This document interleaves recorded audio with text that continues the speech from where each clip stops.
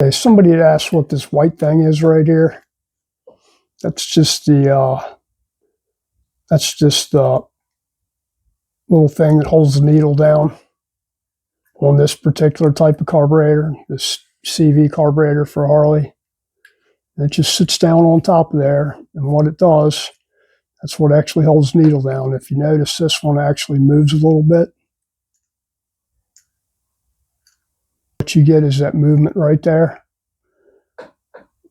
So that's not really good to have that needle moving up and down like that. Meaning when you're going down the road and you're holding it, the slide's coming up, and the needle has a tendency to wobble around in there. So sometimes you'll pull the needle out, and you see where there's a groove ran into it down here. It's because the needle's in there moving around. So you want it tighter. So what we do there is shim it. We're going to have to shim that needle.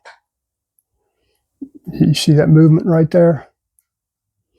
And that's on this particular kind of needle, which this one is adjustable.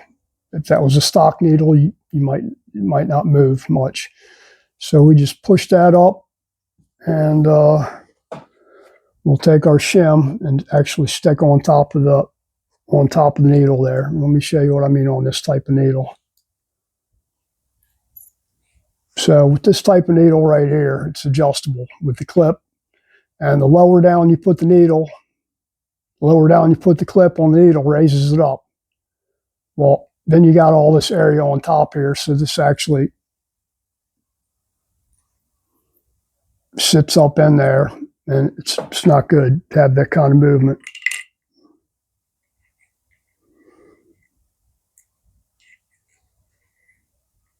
So you just take one of your shims here, which is, damn, I don't know if you'd be able to see that little shim right there. And we're going to put that on top of the needle there.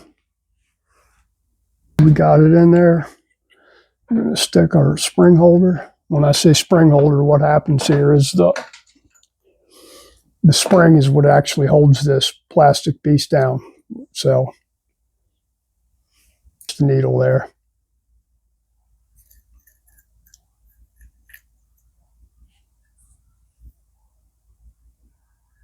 Good and tight. This took one shim. You know, you might need two.